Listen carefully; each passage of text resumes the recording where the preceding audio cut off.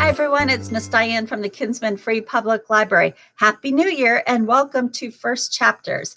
Each month, I will be reading to you a couple chapters from a book that I've enjoyed reading.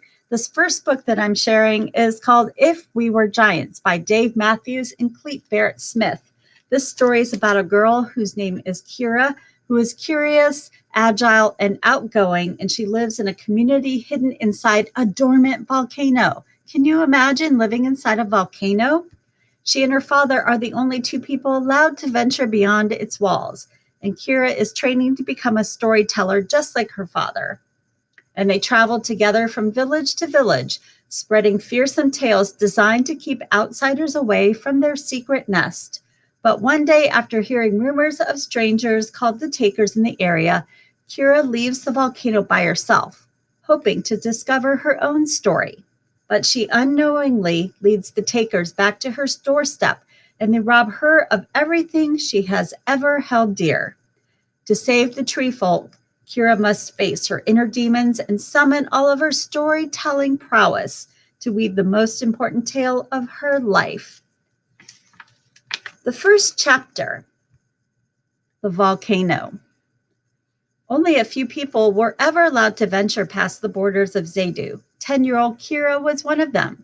She should have been constantly aware that this was a great and serious responsibility. She should have remained on high alert for many dangers. She should have made careful note of everything she saw and heard to bring knowledge back to her people. But mostly, she liked to chase squirrels. Every square inch of the limited space back in Zedu was claimed for something useful: crop terraces, or thatched huts, or grazing plots for livestock. But here on the outside, Kyra loved how the whole world could just relax and stretch itself right out.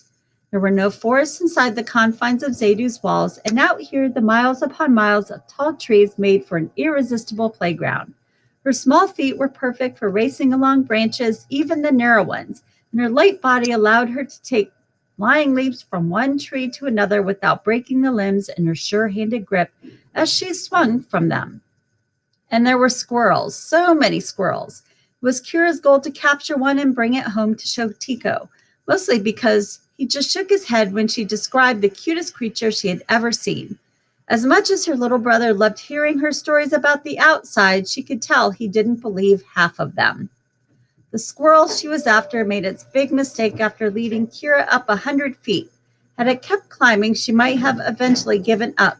But the creature suddenly shifted and changed course, apparently thinking it would have a better chance of escape on the ground, and it started scrambling down the tree trunk. Kyra, red-faced and panting after the long chase, suddenly had the advantage.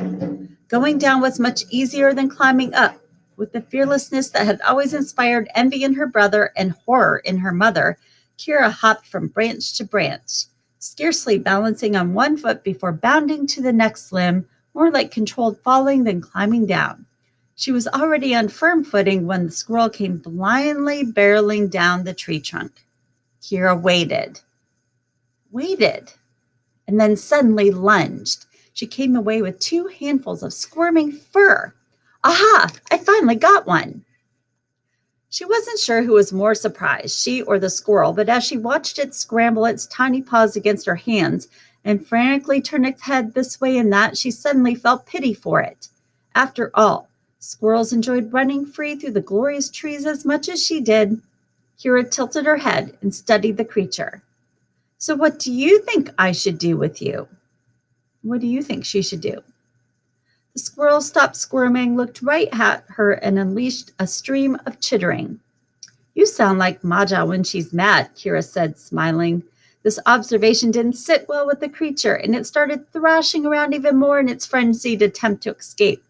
Kyra held it in a gentle, firm grip, then carefully removed one hand from the squirrel and felt for the pouch tied to her waist. She had brought it, especially to carry back a fine specimen such as this.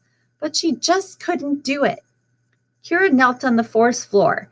You're lucky I have such soft heart today, my furry friend.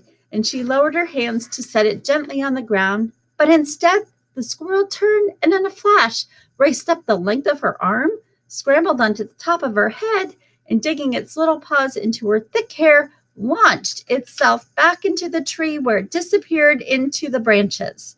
Kyra smirked and shook her head. She was brushing dirt and little wisps of fur off her hands when Kyra!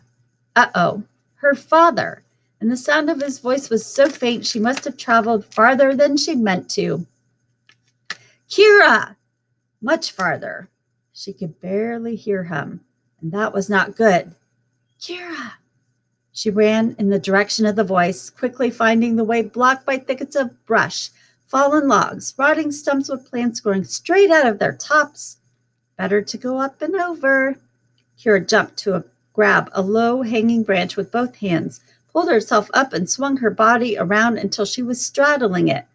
Then she hopped to her feet, ran along the sturdy limb, and leaped off, grabbing at the branches of the next tree. These were thinner and much more pliable, and she swung through the air in a dizzying rush, the broad leaves sweeping her face until she was able to pull herself overhand to thicker branches closer to the trunk. Then she scaled the limbs, 10, 20 feet off the ground, and jumped to the next tree.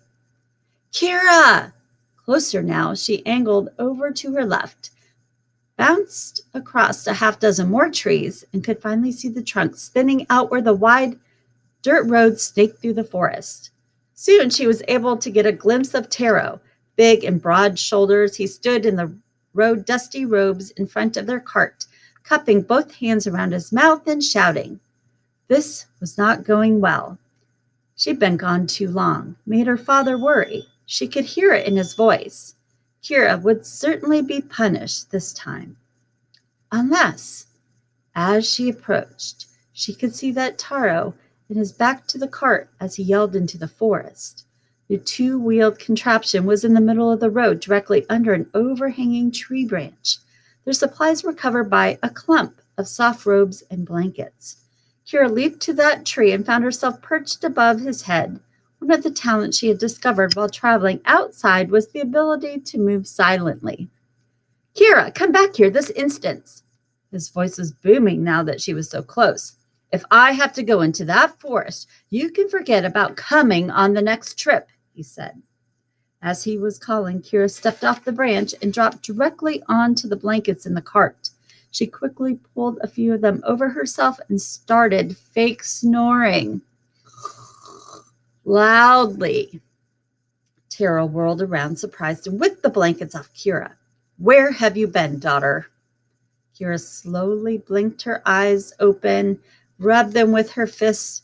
Why, whatever do you mean, Paja? She asked, her voice dripping with innocence. I've been resting here the whole time.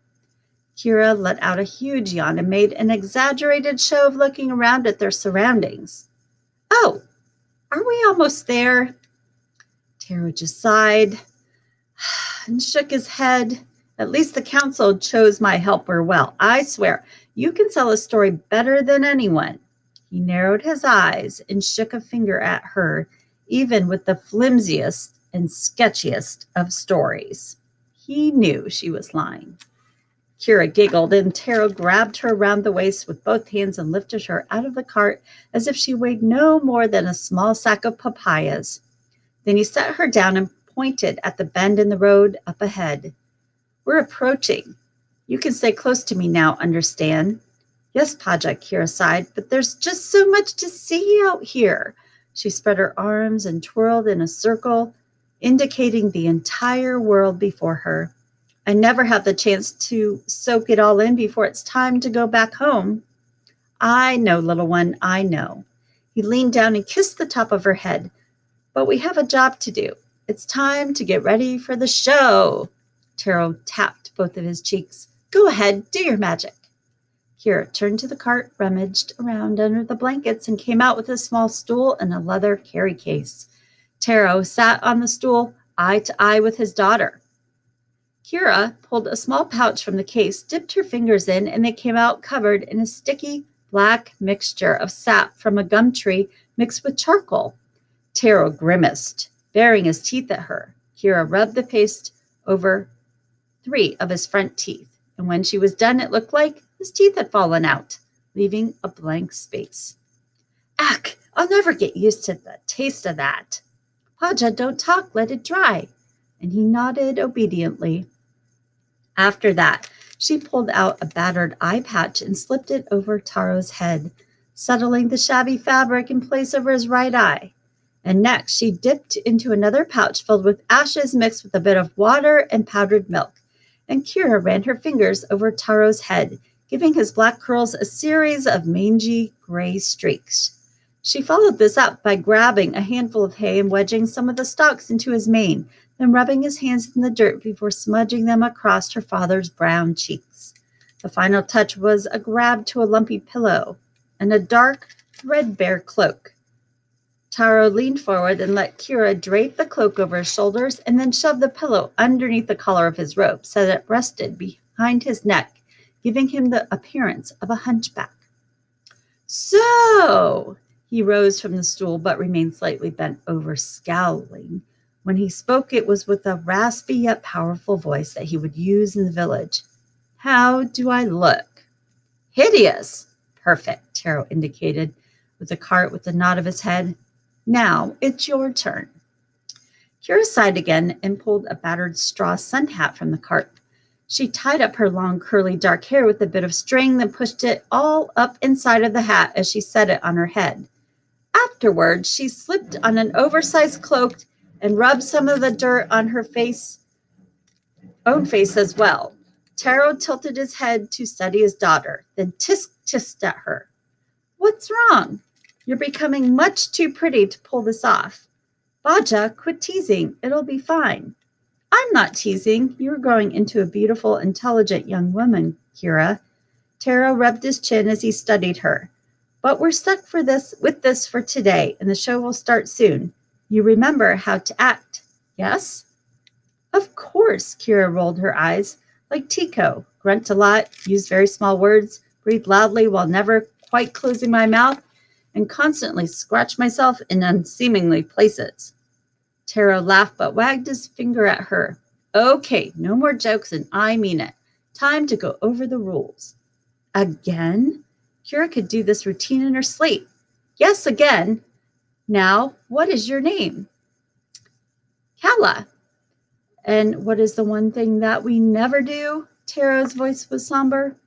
Answer any questions about our real home, such as where it is, how long it would take to get there, what direction it's in, and what it's like there.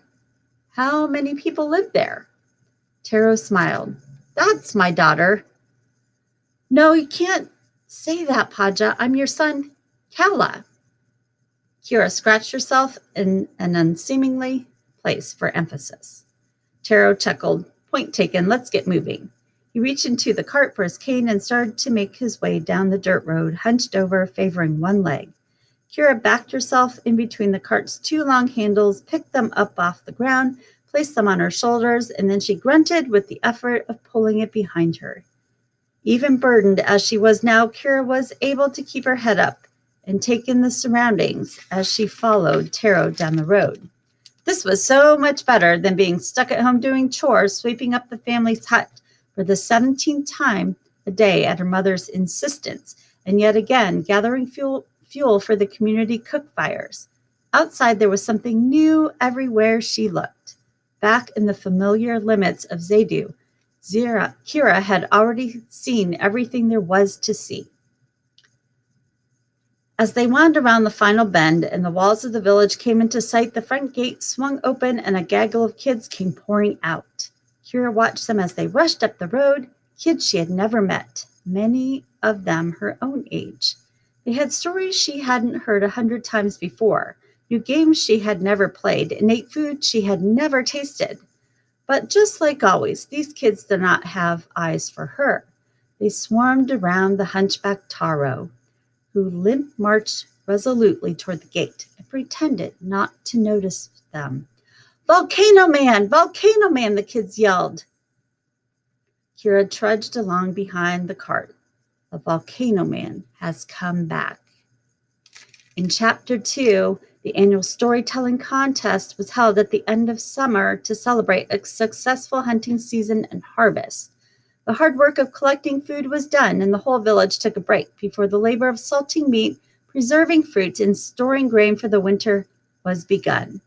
As everyone congregated in the huge common area in the center of the village, more people than Kyra had ever seen in one spot.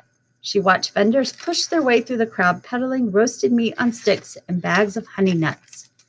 Parents bounded, toddlers on their knees, while clusters of friends drank deeply from wooden cups. Children close to Kyra's age marked the perimeter of the storyteller's circle, crammed shoulder to shoulder in the front row, leaning forward in eager anticipation. Kyra watched from her vantage point at the rear of the crowd, where she had made a perch by piling up blankets in the cart so she could see over the heads of the grown-ups. Taro was off preparing for the contest, and there was absolutely no need for him to know that Kyra was working her way through a third bag of delicious nuts. She sighed as she watched the huddled children jostling one another to get the position for the best view. Kyra wanted so badly to get right down in their jumbled ranks and join in the conversations, but she was under strict orders. When she and Taro encountered people outside, it was her job to be forgettable, not to make friends. The only bad part about being Podge's helper was that she had to hide everything that made her Kyra in order to be Kala, the Volcano man's right hand. She didn't even like Kala. He was dull, unimaginative, kept to himself, while Kyra wanted to laugh and explore and connect. Kyra sighed again. Someday, Taro would trust her to keep the secrets as they do. She just wanted that someday to hurry up and get here. At last, the waiting for the celebration was almost done. As dust settled over the village, one of the elders waded through the mob and stepped into the storyteller's circle, carrying a torch. He bent over, touched it to the dried leaves and logs piled in the fire pit.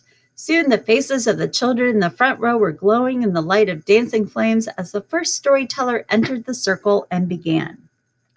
As this was the fourth contest in as many villages that Kyra had witnessed, she knew how it worked.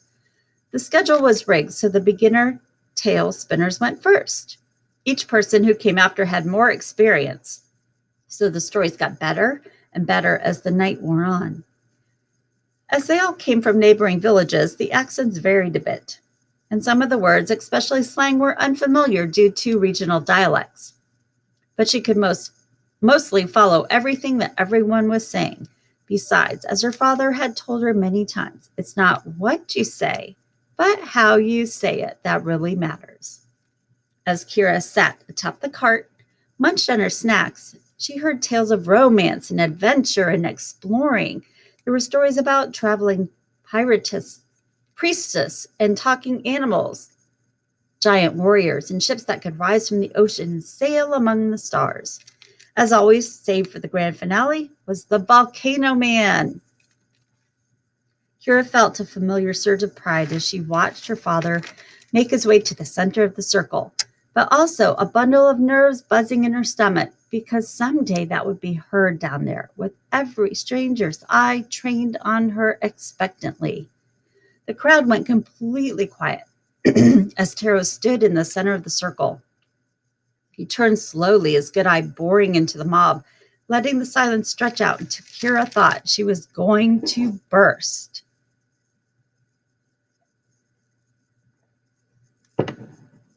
Finally, he began tapping his cane on the ground, softly at first, then more and more intensely. Underneath your feet, right now, beneath this very village, there lives an army of angry fire demons. Taro traced a circle around the perimeter of the storytelling space, rhythmically thumping his cane just a few inches from the wide-eyed kids in the front row. It is the demons, nature to burn, to consume, to destroy. Anything they can get their hands on becomes charred and black nothing. Your beautiful home, your most cherished possessions.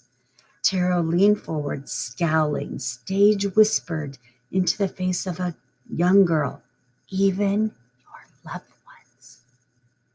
Taro resumed his pacing. And they can hear you down there, you know. Oh, aye, they can hear you very well. The pounding of your footsteps keeps them constantly awake and agitated, fueling their rage. So you would do well to remember this every time you bounce a ball or play a game of tag or enjoy yourself at a village dance, you are only stoking the demon's unquenchable desire for vengeance. Trust me, good people, each one of those demons would like no better than to escape from their underground prison. Taro crept closer to the crowd. And take their red hot claws, closer now, and grab you. Here Taro lunged at the nearest boy in the front row, thumping him in the chest with his cane, and the boy screamed and scrambled backward to the laughter and jeers of his surrounding friends. Taro fixed one of the giggling youngsters with a stare. Then they would drag you underground and slowly roast you alive. The boy's smirk faded as the flickering shadows played against Taro's scowling face. Paja then launched into the backstory of these hideous creatures, how they used to be a proud race who lived above ground, just like the people of this very village. But they displeased the gods so greatly with their greedy and violent ways that they were turned into fire demons, trapped underground for thousands of years. But Kyra was only half listening to this part, which she knew by heart. Instead, she studied the faces of the villagers. She loved how everyone, not just the kids, but also the adults throughout the crowd, reacted to Taro's words, glancing uneasily at the ground, eyes growing wide, sharing a meaningful look with the neighbor, gasping in surprise. Taro had them all on an invisible leash and was leading them right where he wanted them to go, just like always. When Taro bent down to scoop up a handful of dirt, she started paying attention to him again. Her favorite part was coming up. What's coming next, I wonder? Shall I keep reading? Maybe just a little bit more, and then it's up to you to continue the story. And so, at the end of the day, what is protecting any of us? Taro looked at his fist, where he was letting the dust sift through his fingers to blow away on the breeze. A few feet of dirt, just a thin crust between you and the legion of powerful supernatural creatures that want nothing more than to destroy you and everyone you know. Taro was quiet for several moments. He was letting that threat sink in. When he spoke again, it was nearly a whisper, and the entire village had to lean in to hear. But there are certain places, my friends, places too frightening even to think about, places where the fire demons are able to escape their underground prison and come out into the light of day. Taro fell silent once again. Kyra could hear the word as it passed through the crowd in hushed tones. Volcano. I have traveled far. I have seen these spaces where the fire demons have beaten so hard against the roof of their prison that great cracks in the land have opened right up. Taro shook his head sadly. The gods have tried to help. They build great mountains on the top of these earth scars, attempting to keep a lid on the boiling cauldron of malevolence that threatens us all. Another dramatic pause. Kyra studied his technique, what Taro was doing to get the timing just right, because she could practically feel the entire assembly holding their collective breath for the next part. Her father sighed heavily, but even the gods have their limitations, my friends. And the seething hatred of the fire demons is so potent, sometimes nothing can be done to keep it from bubbling over and scorching the land. Whoosh! The bonfire exploded, the flames leaping 20, 30, 40 feet in the air. The entire village circle was made bright as noon for a moment, and Kyra could feel the flash of heat on her face even though she was way in the back. People screamed and they covered their eyes and then laughed nervously at the reactions of their neighbors. Kyra knew that Taro had slipped a hand into his cloak during the build-up to the big moment, gathering a handful of highly flammable powder, tossing it into the fire while he was gesturing during his story. She also knew he was now preparing for the next trick. What happens then is more destructive than anything you have ever seen, anything you have ever imagined. For when chaos of the underworld is unleashed, nothing can stand in its path. Why? The heat gets so intense. Taro paused, snatched up a smallish rock from the ground. The heat gets so intense, the very stones of the land melt and form puddles. As he was saying this, Taro's fist closed over the rock. A thick goo dripped from his fingers, splattering on the ground. The crowd gasped. Kyra grinned. While the exploding bonfire was bigger and showier, she appreciated the melting rock trick more. First, you had to retrieve the packet of goo from your pocket, subtly cup it into the palm without anyone noticing. Then you had to send the rock sliding down your sleeve without making any unnatural movements. Finally, you had to time the dripping of the goo with the disappearance of the rocks so they looked like one and the same. She had been practicing for 6 months and was just now getting to the point where she could pull off the trick. Well, kind of. With very small pebbles, anyways. The flame races like a river, cascading down the sides of the volcano and streaming across the fields.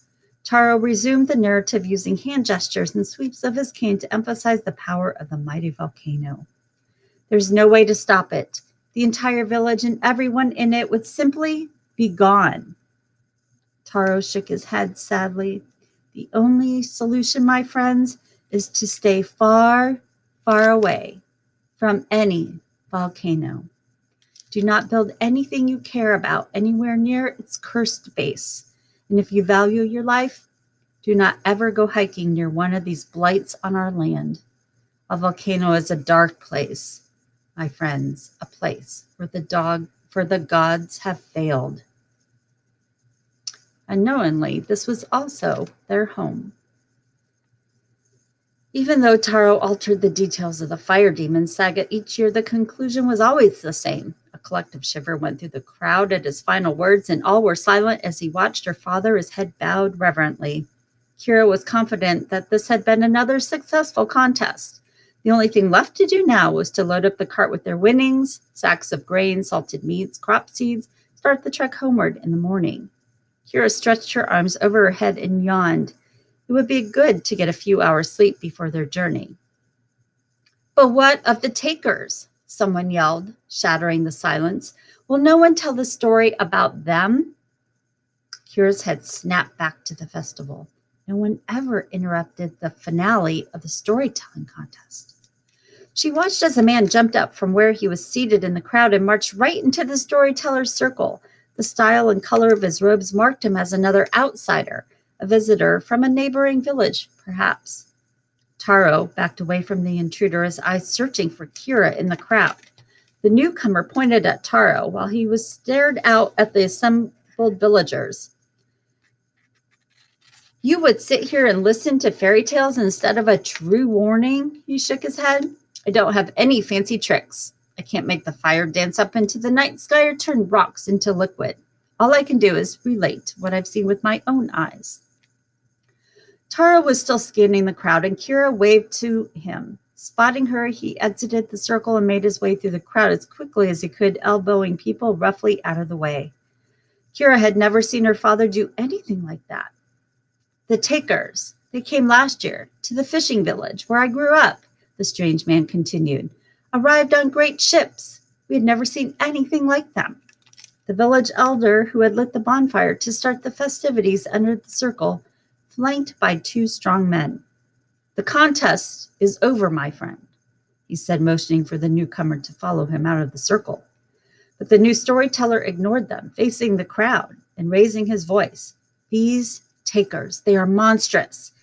In the space of just a few months, they have overrun my beloved village, enslaved my people. His voice shook with emotion. They took everything. I barely escaped. Kyra scrunched up her eyebrows in confusion. What kind of story was this? She scanned the faces of the crowd and could tell the villagers were thinking the same thing. Instead of the rapt expressions she'd seen during Taro's tales, she saw people glancing around at one another, looking a little nervous or uncomfortable. A few young children started crying.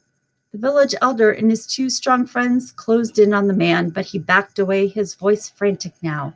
You must listen, the man cried. Please, I did not come here to entertain. I came to issue a warning.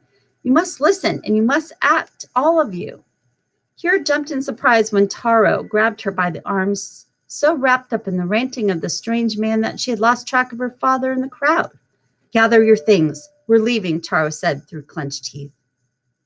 "Now," Kyra said, "what about the prize?" "You know we don't need it. Now let's go." "But we've never left this early." "Now, Kyra." Taro spoke in his sternest Volcano man voice. There was no arguing with that. He started pulling the cart away before Kyra had even jumped down from her perch. The man in the circle rushed to finish his tale before he was caught up and forcibly removed. "I escaped to a village near here on the south side of the volcano. Nafalu, you must have heard of it. Near the waterfall, yes? The cliffs? A beautiful place." His voice rose to shout, "And I am here to tell you that the group of takers was spotted in the area just last month. They're spreading. Please hear me, good people. The takers have come." "Don't listen to him." Taro's voice was a sheet of ice. The cart was nearly to the village gates, but Kyra craned her neck to look back over her shoulder. The man was shouting now as he was being dragged away. "You must not let the takers anywhere near here. You must be vigilant and protect yourselves, or your village will be the next to be taken." Will that be the fate of Kyra's village? You'll have to read on to find out. I hope you enjoyed this story as much as I did. We'll see you next time on First Chapters.